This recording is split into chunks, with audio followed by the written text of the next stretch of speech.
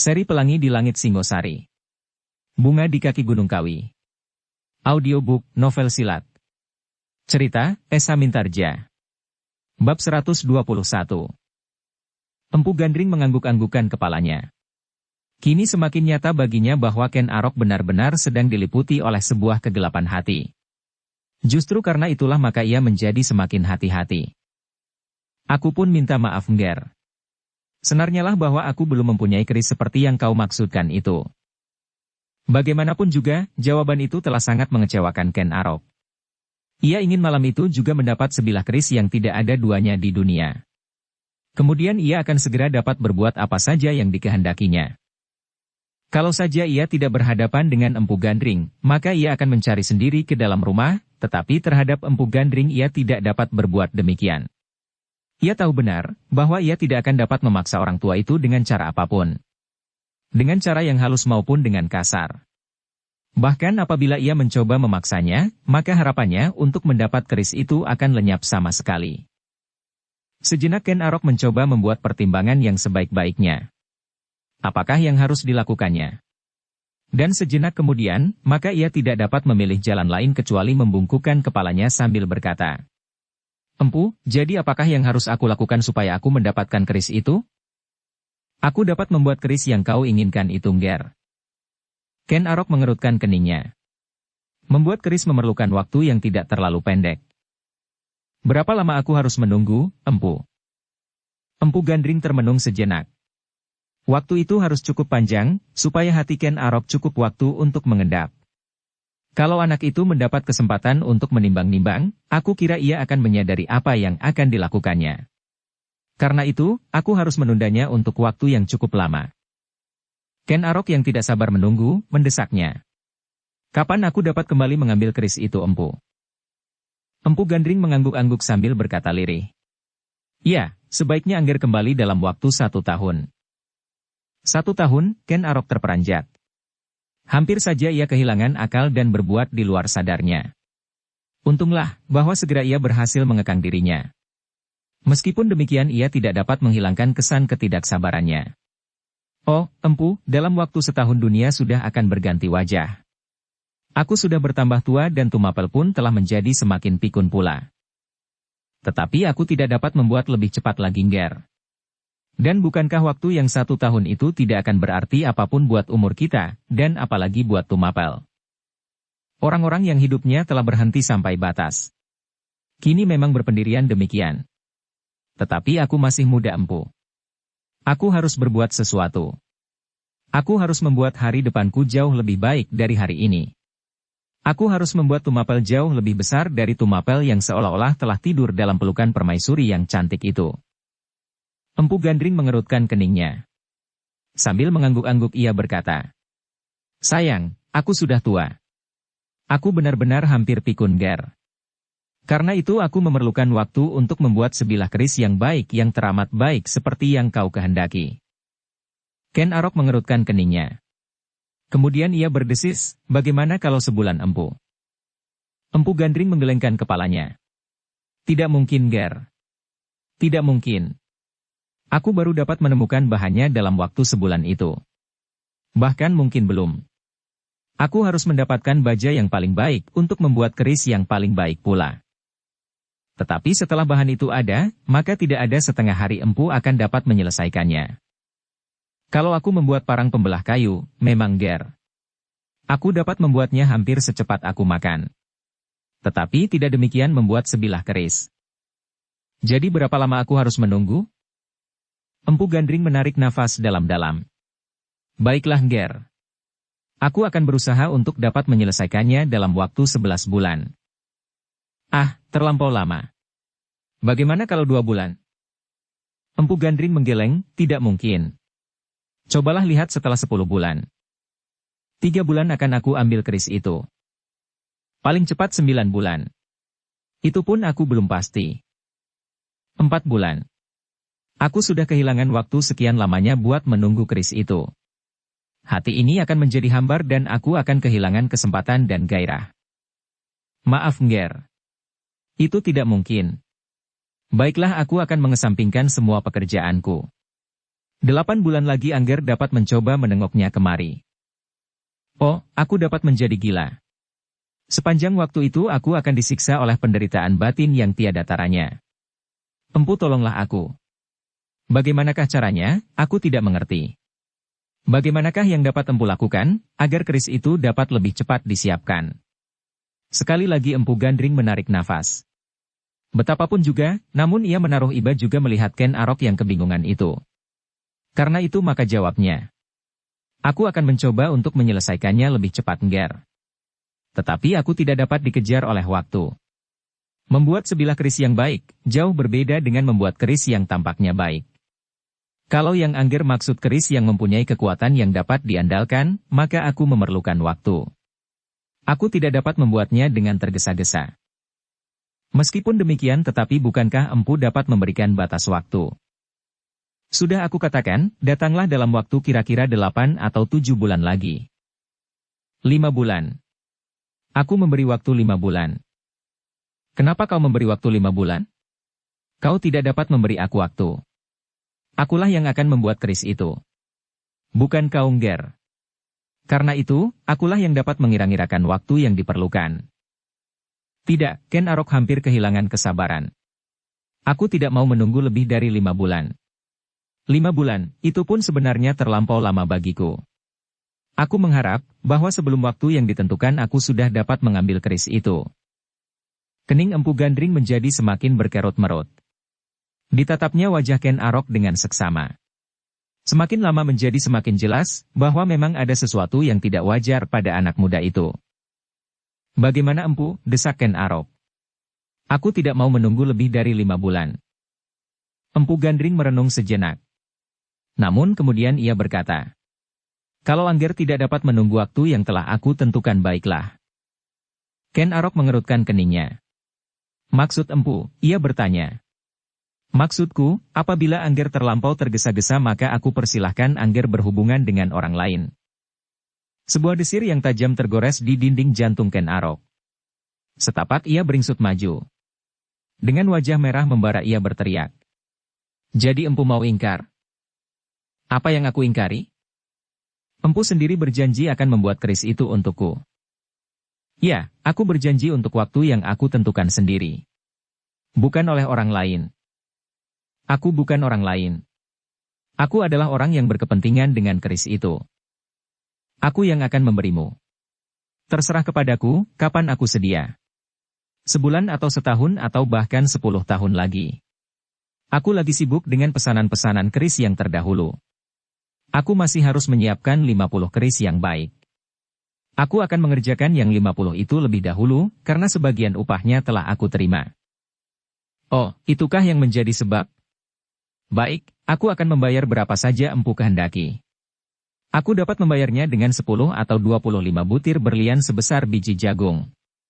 Atau apa saja yang kau minta, asal keris itu cepat dapat aku ambil.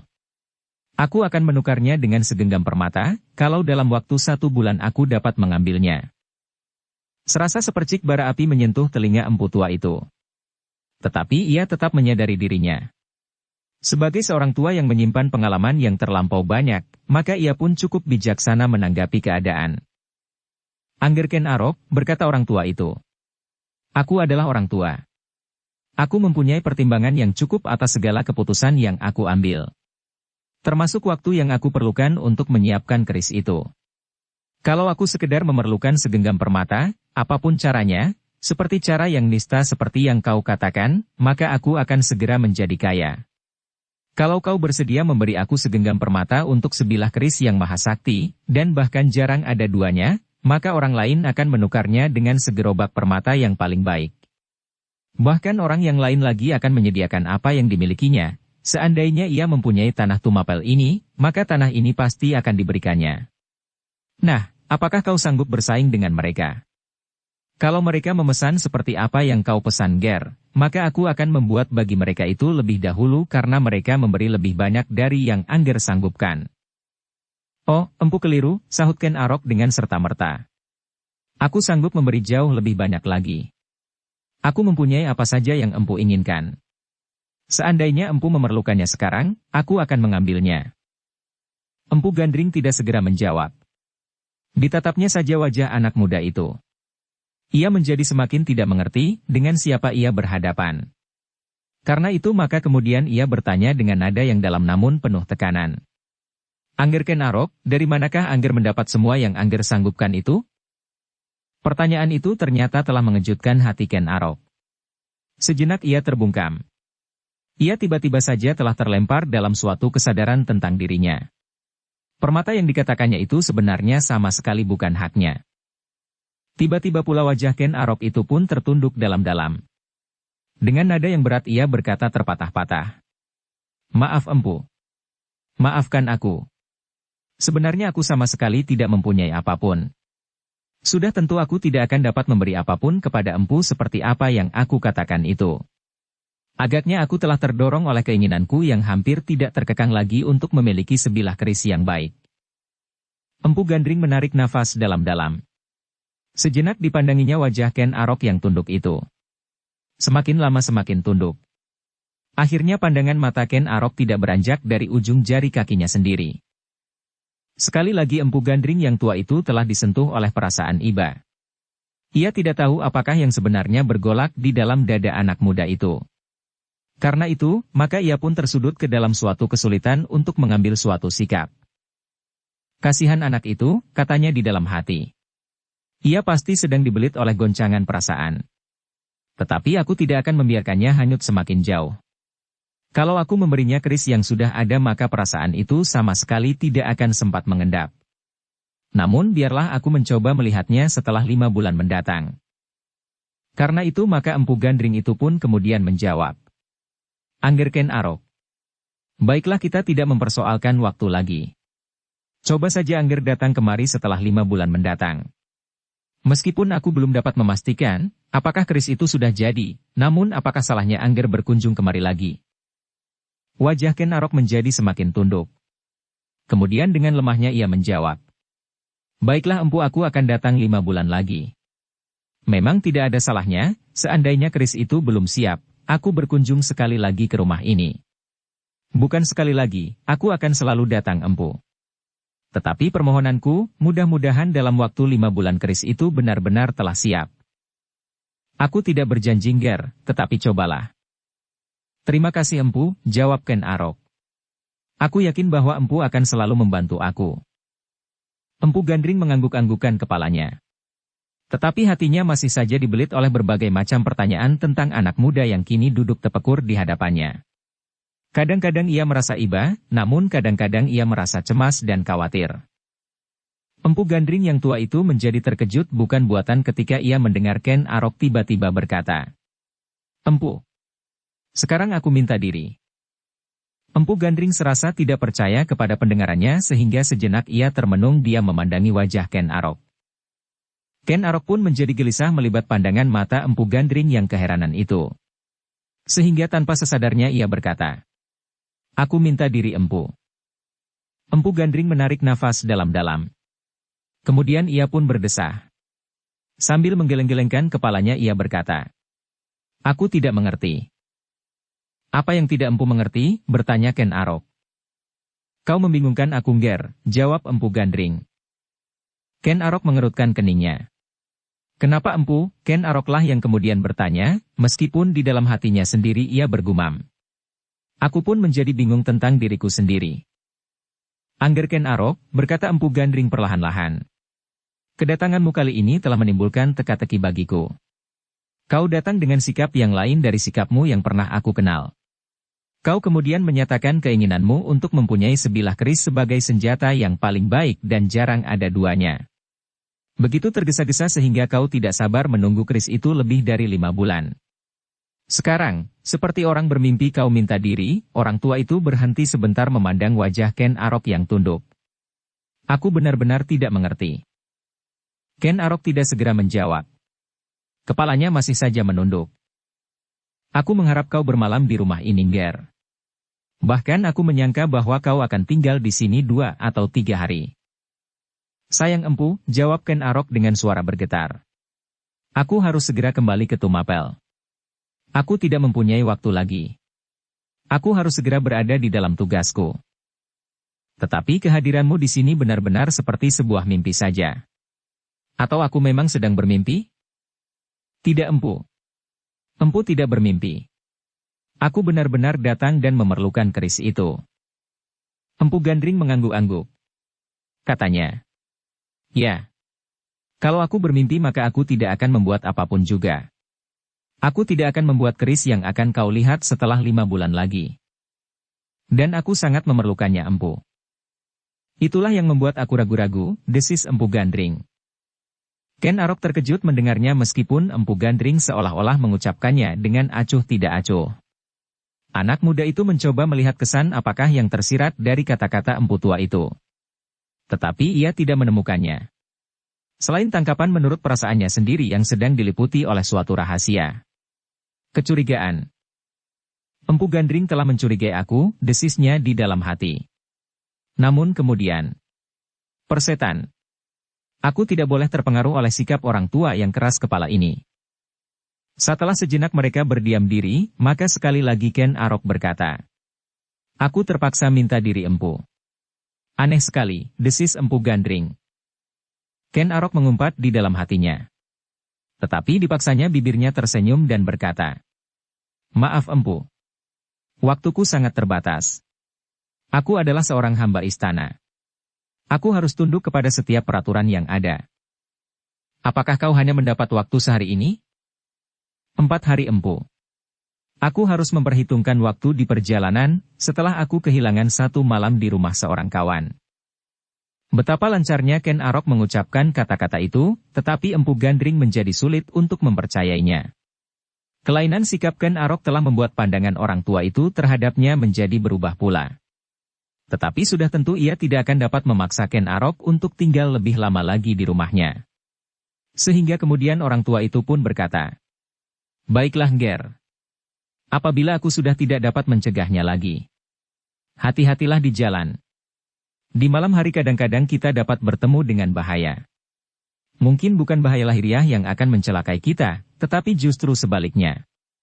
Kadang-kadang kita bertemu dengan suatu keadaan yang tidak disangka-sangka sehingga kita harus berbuat sesuatu yang tidak kita kehendaki. Bahaya yang demikian itulah yang akibatnya akan lebih besar bagi kita daripada bahaya yang pada umumnya ditakuti oleh orang-orang lain. Sebuah desir yang tajam tergores di dada Ken Arok, sehingga sekali lagi ia mengumpat. Orang tua ini terlampau banyak bicara. Namun Ken Arok itu menundukkan kepalanya sambil berkata, Terima kasih Empu.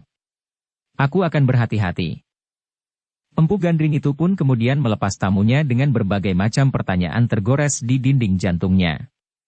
Diantarkannya Ken Arok sampai ke regol halaman. Kemudian anak muda itu melangkah masuk ke dalam gelapnya malam.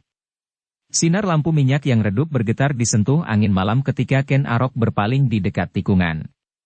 Di bawah cahaya yang kemerah-merahan Ken Arok melihat wajah Empu Gandring yang dijaluri oleh kerut ketuaannya. Terasa sesuatu bergetar di dada anak muda itu. Dan tanpa sesadarnya ia bertanya kepada diri sendiri. Apakah sebenarnya yang telah aku lakukan ini? Tiba-tiba ia berdesis perlahan. Aku telah benar-benar menjadi gila. Aku telah kehilangan kemampuan untuk mengamati tingkah lakuku sendiri. Ken Arok berhenti sejenak. Ia masih melihat Empu Gandring berdiri di regol halamannya di bawah lampu minyak yang redup. Secercah tumbuh penyesalan di dalam dirinya. Seolah-olah ia telah didorong untuk melangkah kembali kepada orang tua itu. Tetapi Ken Arok itu menghentakkan kakinya. Ia tidak mau menyerah. Ia sudah mulai memilih jalan, bahkan telah mulai melangkahkan kakinya, masuk ke dalam jalur jalan itu. Jalan yang akan dilaluinya. Dan ia tidak akan berputar kembali. Persetan dengan orang tua itu, katanya di dalam hati. 5 bulan lagi aku harus mendapatkan keris itu. Ken Arok pun kemudian menggeretakkan giginya seolah-olah ia mencari sandaran kekuatan untuk meneruskan langkahnya. Dengan tangan mengepal ia melangkah cepat-cepat meninggalkan tempat itu tanpa berpaling lagi. Ketika Ken Arok hilang di tikungan, Empu Gandring menutup pintu regolnya dan berjalan sambil menundukkan kepalanya melintasi halaman rumahnya yang gelap. Hanya sinar yang redup tergapai-gapai mengusap dedaunan yang hijau kehitaman. Aneh, berkali-kali orang tua itu berdesis. 5 bulan lagi ia akan datang. Empu Gandring kemudian mengangguk-anggukkan kepalanya. Aku akan menyiapkan sebilah keris yang baik. Tetapi 5 bulan lagi aku akan meyakinkan diri, apakah Ken Arok telah menemukan kesadarannya atau justru menjadi semakin parah. Dalam pada itu Ken Arok berjalan semakin lama semakin cepat menembus gelapnya malam. Tetapi ia sendiri tidak tahu kemana ia akan pergi. Sebenarnya tidak ada suatu keharusan baginya untuk segera kembali ke Tumapel. Ia masih mempunyai waktu beberapa hari lagi. Sebenarnya ia dapat tinggal sehari atau 2 hari di rumah Empu Gandring. Tetapi rasa-rasanya tikar tempatnya duduk itu terlampau panas, sehingga ia tidak betah lagi tinggal lebih lama. Bukan saja pendapat Empu Gandring terasa terlampau panas, tetapi setiap kata yang diucapkan Empu Gandring, serasa ujung duri yang menyentuh jantungnya. Karena itu, maka ia harus segera pergi. Pergi dari rumah itu. Entah, kemana saja ia akan pergi. Ken Arok berjalan terus menyusur jalan padukuhan Lulumbang. Kemudian ditinggalkannya padukuhan itu, dan dilaluinya sebuah bulak yang panjang. Bulak yang sepi, apalagi di malam hari. Di sisi jalan sebelah menyebelah, batang-batang padi sedang menghijau. Seolah-olah sebuah permadani sedang dibentangkan dari ujung cakrawala sampai ke ujung yang lain. Dari kaki langit sampai ke kaki langit. Hijau kehitaman, dihiasi dengan gemerlipnya kunang-kunang yang tidak dapat dihitung dengan bilangan, seperti bintang yang bergayutan di langit. Ken Arok yang sedang berjalan itu berjalan terus. Secepat-cepatnya ia ingin menjauhi Lulumbang. Rasa-rasanya Empu Gandring selalu mengikutinya sambil bertanya. Angger Ken Arok, untuk apakah sebenarnya keris itu? Untuk apa? Itu urusanku. Ken Arok menggeram sambil menghentakkan kakinya. Tetapi pertanyaan itu terus mengikutinya. Untuk apa? Untuk apa? Kenapa kau minta keris yang tidak ada duanya di muka bumi? Itu urusanku, sekali lagi ia menggeram semakin keras. Tetapi akulah yang akan membuat keris itu. Aku harus tahu dengan pasti, untuk apa keris itu akan dipergunakan, suara itu mengejarnya. Jangan bertanya lagi. Jangan bertanya lagi. Tetapi seolah-olah suara itu menjadi semakin keras pula. Kalau kau tidak berkata berterus terang, aku tidak akan membuat keris itu. Jantung Ken Arok menjadi semakin cepat berdentangan di dalam dadanya. Semakin lama semakin cepat. Sehingga akhirnya ia menggeram dengan sepenuh perasaannya. Aku akan mempergunakannya. Aku akan membunuh aku Tunggul Ametung dan memperistrikan Dedes. Perempuan yang paling cantik di seluruh Tumapel dan bahkan perempuan yang menyimpan derajat tertinggi bagi suaminya. Akulah orang yang melihat cahaya itu. Akulah yang akan menjadi suaminya dan memegang derajat tertinggi. Seperti mimpi Bango Samparan. Aku akan menjadi Maharaja Kediri. Suara itu seperti guntur yang menggelegar di dalam diri Ken Arok. Seolah-olah yang tertimbun di dadanya, kini telah meledak. Meledak, sedahsyat ledakan gunung berapi yang tersumbat ke pundanya. Namun ternyata suara itu telah menghentakkan perasaan Ken Arok. Sejenak ia tertegun di tempatnya. Kemudian terasa dadanya menjadi pepat. Ken Arok benar-benar telah menjadi hampir gila. Direbahkannya dirinya di pinggir jalan, di atas rerumputan sambil menutup wajahnya dengan kedua telapak tangannya. Dengan suara gemetar ia berkata kepada dirinya sendiri. Tidak. Tidak mungkin.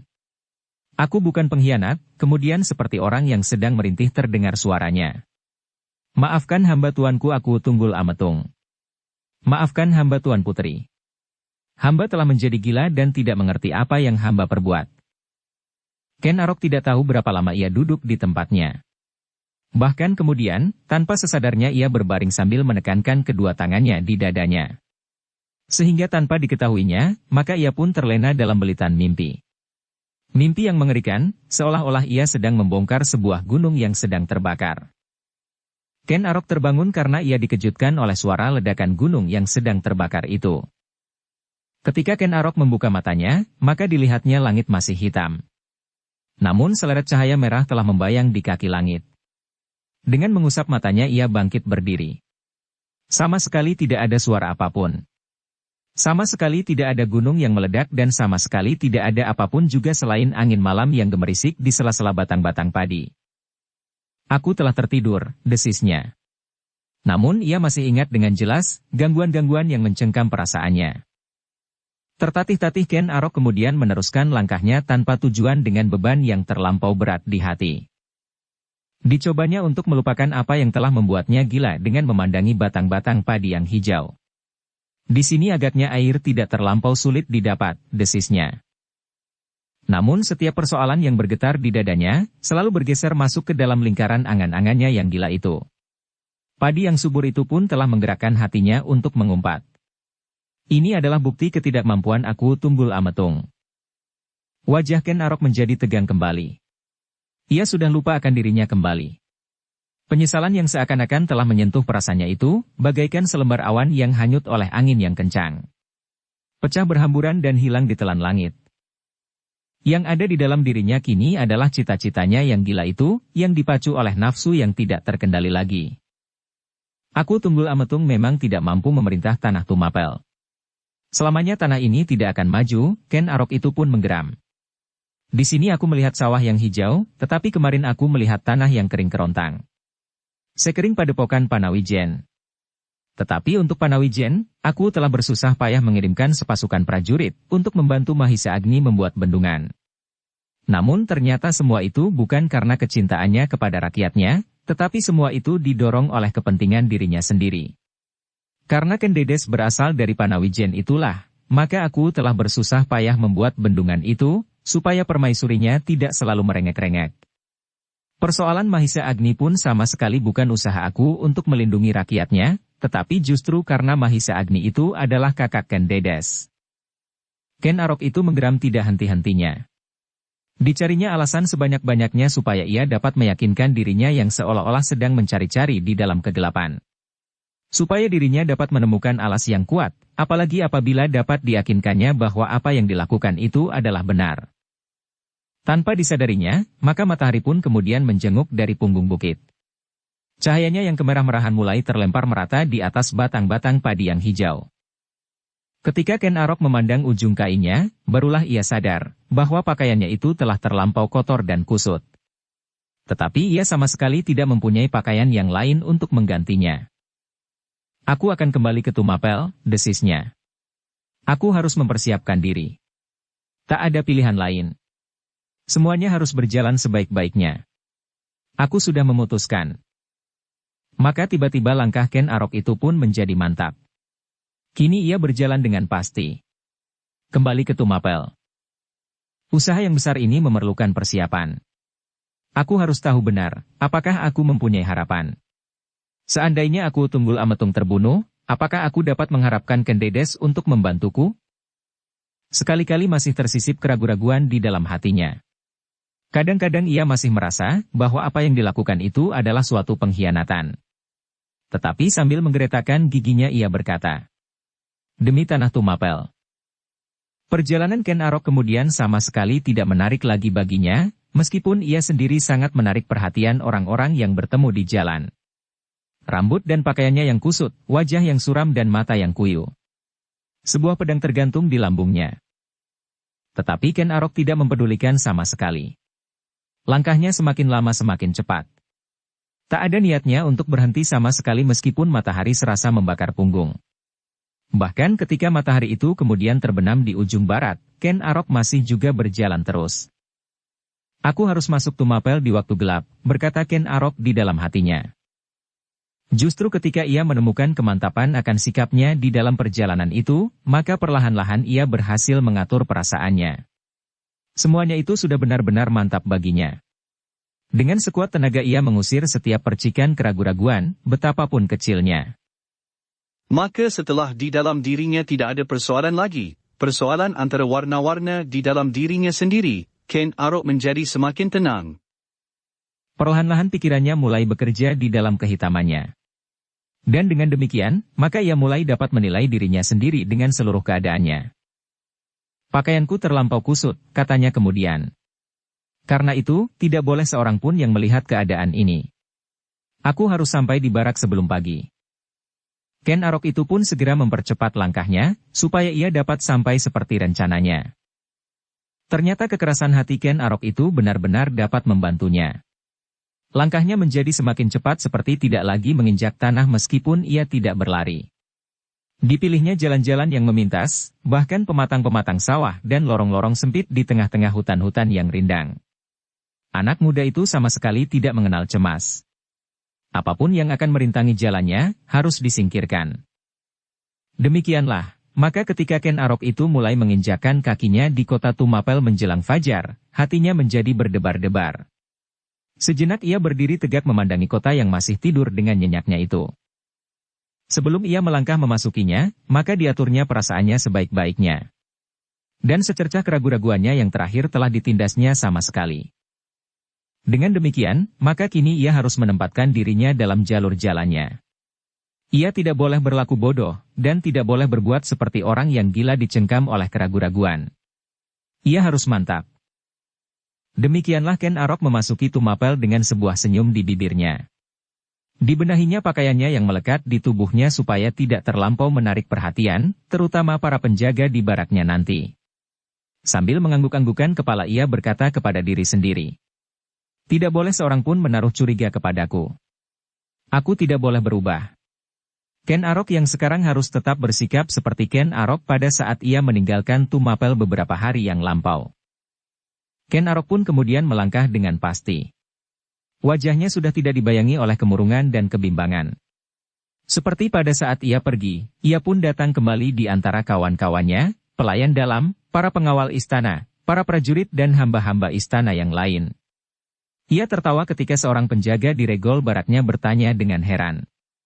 Heh, Kakang Ken Arok, kenapa pakaianmu demikian kotor dan kusut? Pakaianku hanyut ketika aku menyeberang sungai yang sedang banjir. Aku tidak mempunyai ganti pakaian lagi. Penjaga itu tidak menaruh curiga apapun. Dan ia tidak bertanya lagi, meskipun ia tidak mengerti kenapa Ken Arok datang pada pagi-pagi buta setelah beberapa hari ia pergi. Seorang prajurit yang tinggal bersamanya dalam barak itu juga, yang kebetulan keluar dari biliknya untuk pergi ke belakang, bertanya. Heh, Ken Arok. Kau datang di pagi-pagi begini?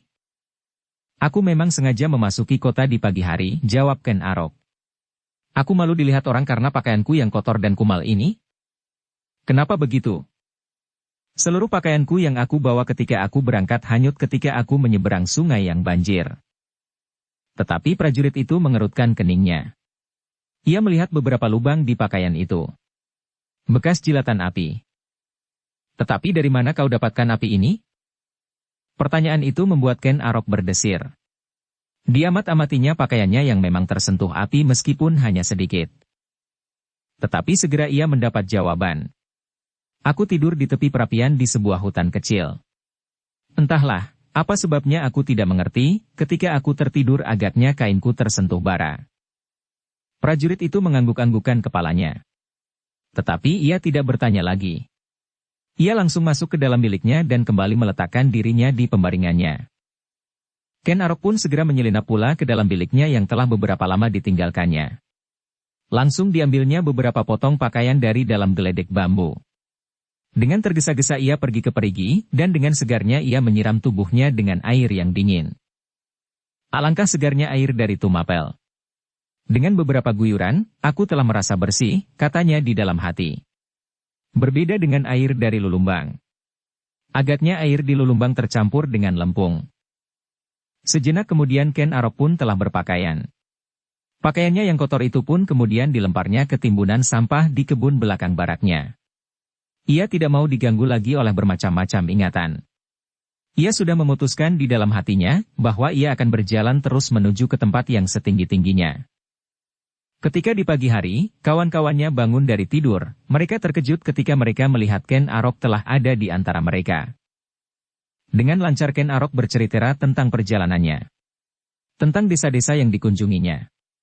Bahwa ia menyeberangi sungai yang sedang banjir, kemudian pakaiannya hanyut tanpa dapat diselamatkannya sama sekali.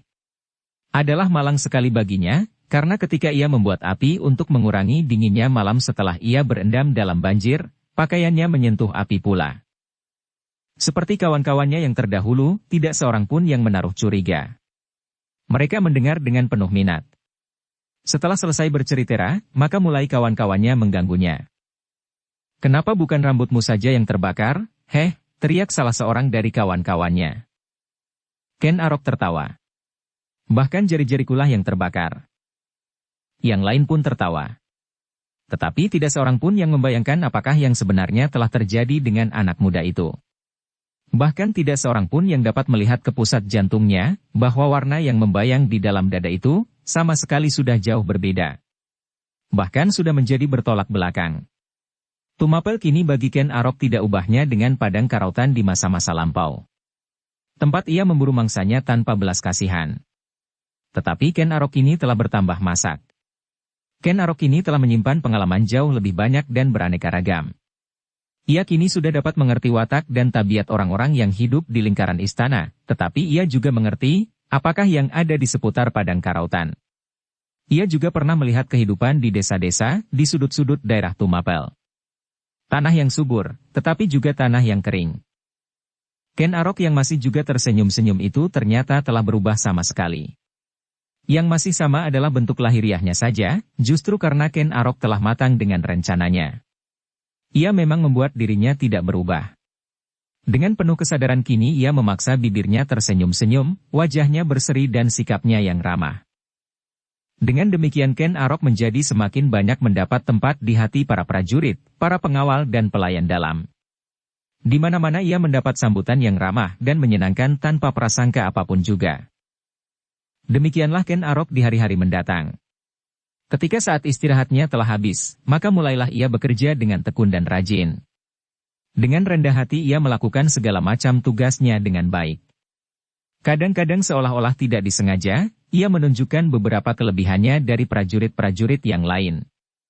Sehingga Ken Arok menjadi semakin banyak dikenal oleh semua golongan di istana Tumapel. Juga oleh permaisuri Aku Tunggul Ametung. Ken Dedes.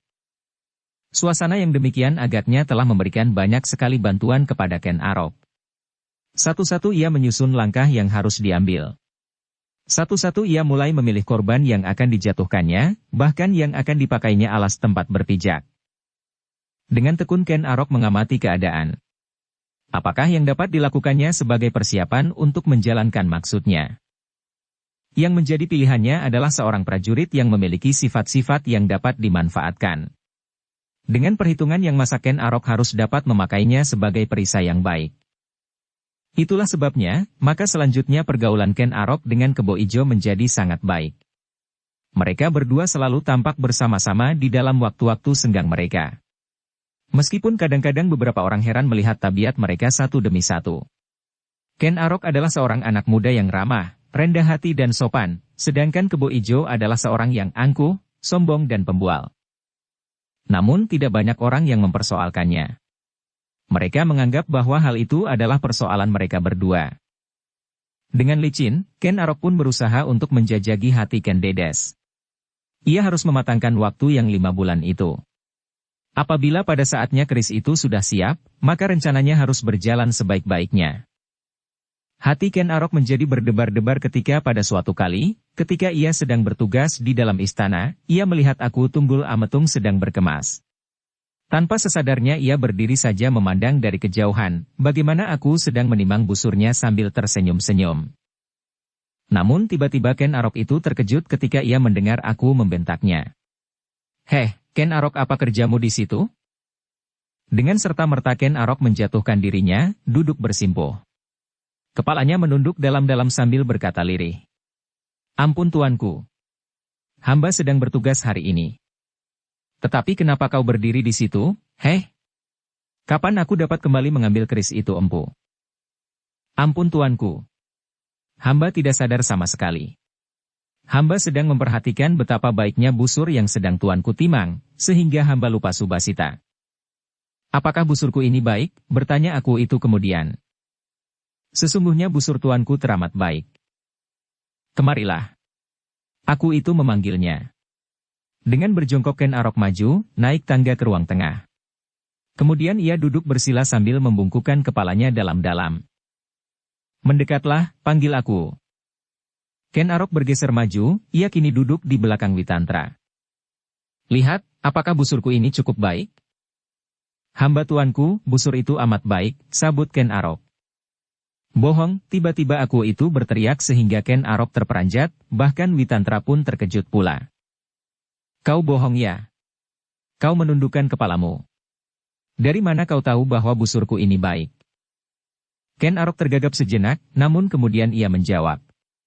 Hamba sudah melihatnya tadi tuanku, justru hamba terpaku sehingga hamba tetap saja berdiri membatu. Aku mengangguk-anggukan kepalanya. Kemudian katanya. Sekarang kau mendapat kesempatan untuk melihat dari dekat. Ken Arok mengangkat wajahnya. Dipandanginya busur aku tunggul ametung yang dibuat dari kayu berlian, digosok dengan angkup nangka sehingga menjadi mengkilap. Di beberapa bagian, membelit benang-benang berwarna merah dan hijau, membuat garis-garis melingkar yang manis sekali. Bukan main, Ken Arok bergumam. Nah, peganglah. Bagaimana menurut pertimbanganmu, apakah busur itu terlampau berat, apakah terlampau ringan? Ken Arok ragu-ragu sejenak. Namun kemudian diterimanya busur itu dari tangan aku tunggul ametung. Bukan main, desis Ken Arok. Hamba belum pernah melihat busur yang demikian bagusnya. Aku tunggul ametung mengangguk-anggukan kepalanya. Tidak terlampau berat dan tidak terlampau ringan. Rentangan talinya cukup keras dan tidak terlampau berat tarikannya. Ternyata kau mengerti juga tentang busur dan agaknya juga tentang anak panah. Apakah kau pandai juga memanah? Ken Arok ragu-ragu sejenak. Kalau kau mampu juga memanah, kau akan aku perkenankan ikut serta berburu bersama kami. Maksudku, aku, Witantra dan beberapa orang pengawal. Ajakan itu membuat Ken Arok berbangga untuk sesaat. Ternyata ia mendapat kepercayaan untuk mengikuti aku berburu. Jarang sekali para hamba istana mendapat kesempatan itu. Tetapi ketika mulutnya sudah hampir mengucapkan terima kasih atas kesempatan itu, tiba-tiba ia mendapat pikiran lain. Bukankah aku akan pergi berburu? Bagaimana Aku tunggul ametung itu mengerutkan keningnya ketika ia kemudian melihat Ken Arok menundukkan kepalanya. Dengan penuh penyesalan Ken Arok berkata, sayang, hamba belum pernah mempelajari dengan sungguh-sungguh bagaimana caranya memanah. Sebenarnya hamba ingin sekali untuk dapat ikut serta, apabila aku memperkenankan. Dengan busur ini mungkin hamba akan dapat belajar sebaik-baiknya. Apa kau bilang? Tiba-tiba aku tunggul ametung berteriak sambil merebut busurnya dari tangan Ken Arok. Busur ini adalah busur istana. Aku baru saja memesannya. Kau sangka kau anak cucuku, sehingga kau dapat memakai busur kerajaan? Gila. Kau sungguh gila. Ken Arok menjadi gemetar. Kepalanya kini ditundukkannya lagi. Lebih dalam. Pergi sebelum aku pukul kepalamu. Tidak pantas kau ikut berburu bersamaku. Witantra menarik nafas dalam-dalam. Tetapi ia tidak dapat berbuat apa-apa. Sejenak dipandanginya saja Ken Arok yang gemetar. Pergi, cepat pergi, aku berteriak-teriak. Ken Arok menjadi semakin gemetar. Mulutnya berkumat kamit, tetapi tidak sepatah kata pun yang terucapkan. Pergi, sekali lagi aku berteriak sambil melangkah mendekati Ken Arok yang ketakutan. Ken Arok pun kemudian beringsut surut. Kemudian hampir merangkak ia meninggalkan ruangan itu dan turun ke serambi belakang istana, ia masih mendengar beberapa patah kata, aku mengumpat-umpat. Ketika ia sudah sampai di serambi belakang, kemudian turun ke halaman tengah, maka Ken Arok itu pun berdiri tegak sambil menggeliat. Hilanglah segala kesan ketakutan dan kecemasannya. Bahkan kemudian ia tersenyum. Aku tidak ingin ikut pergi. Aku ingin tinggal di istana yang sepi ini. Sorot yang aneh kemudian memancar dari sepasang matanya. Sekali ia berpaling, namun ia tidak melihat apa yang terjadi kemudian di ruang dalam. Siapkan mereka, perintah aku kemudian kepada Witantra. Wajahnya masih dibayangi oleh kemarahannya kepada Ken Arok.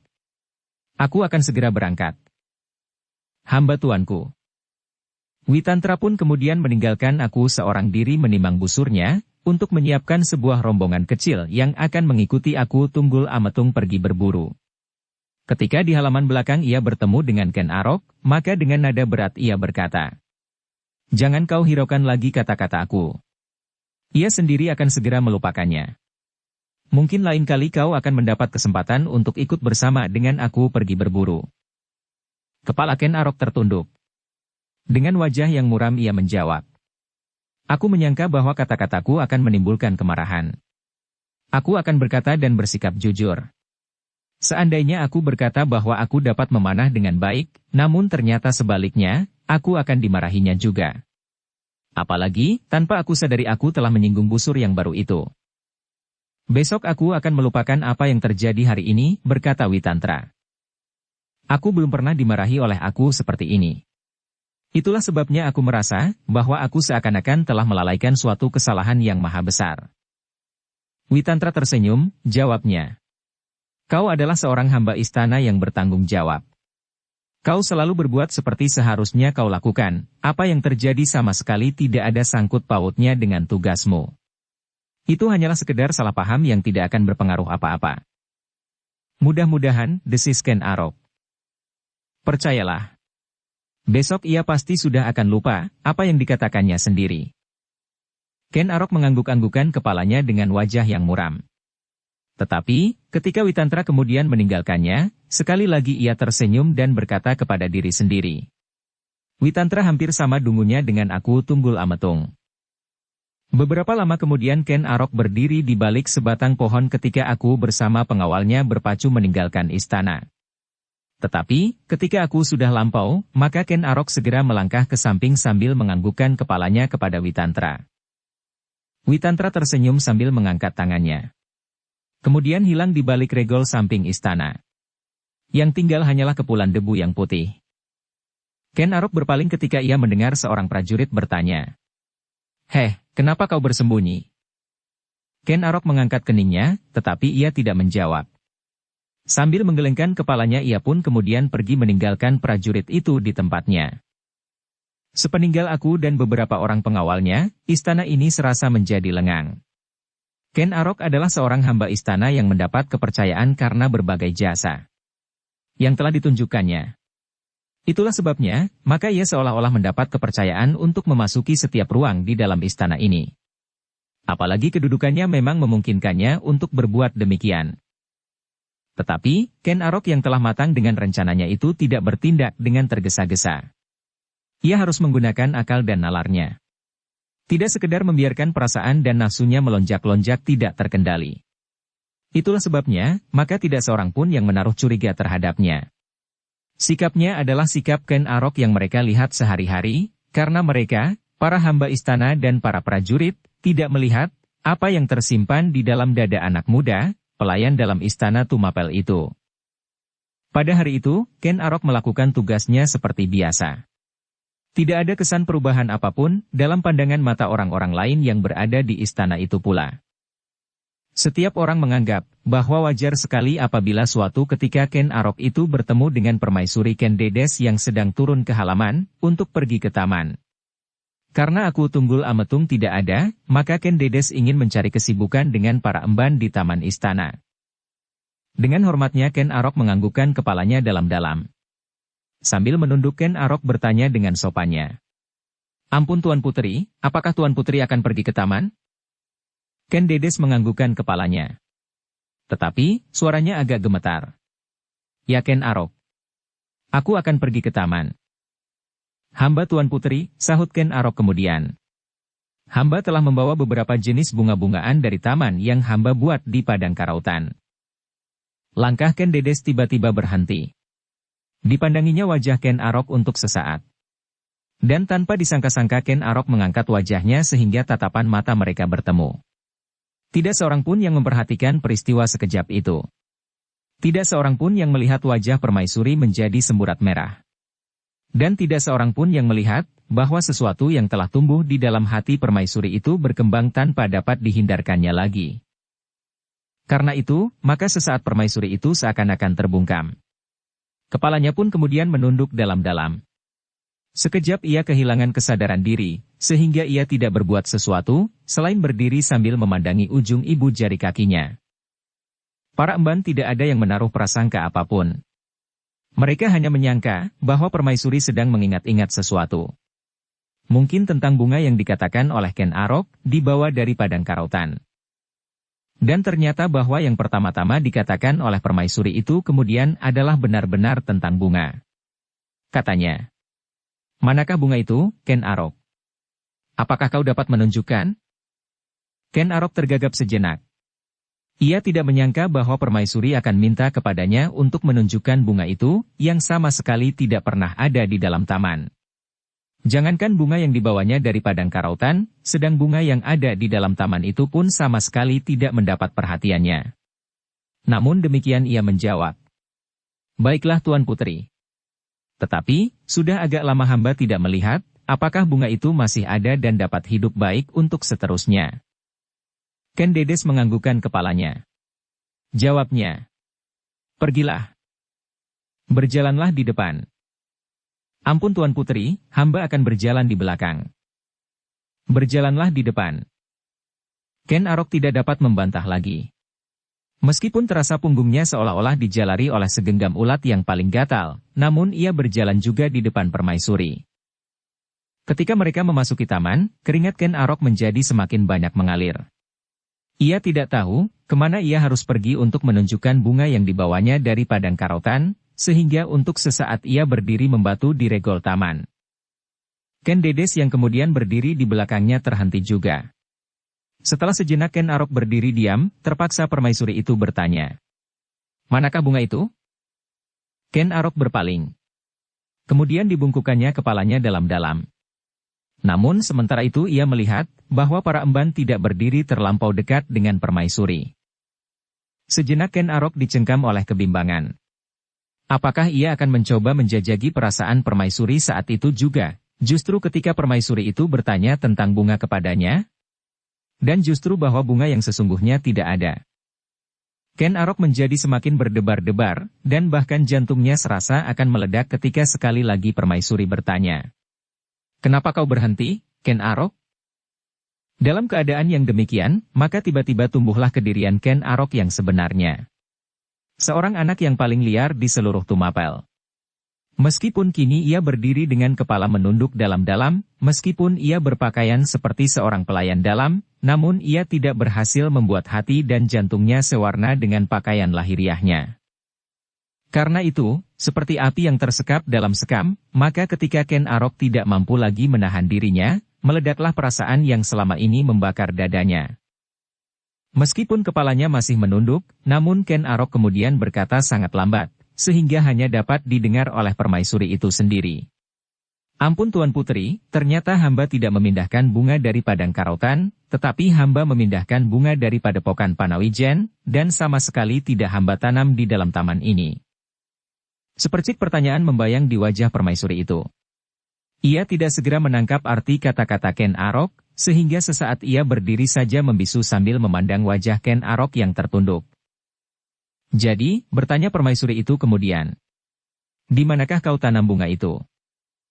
Ken Arok menjadi ragu-ragu sejenak. Namun kemudian ia memutuskan, "Matilah, aku sekarang kalau aku akan mati. Buat apa aku hidup lebih lama lagi, kalau semua impianku itu tidak akan dapat terwujud? Seharusnya aku memang segera mengetahui, apakah berguna untuk berbuat seterusnya, atau aku harus menghentikannya sekarang, kemudian membunuh diri." Permaisuri itu menjadi bingung karena Ken Arok tidak segera menjawab. Karena itu, untuk melepaskan kegelisahannya ia mendesak, "Di mana kau tanam bunga itu Ken Arok?" Bersambung ke bab 122. Dukung kami dengan subscribe, follow, like, komen dan share. Terima kasih.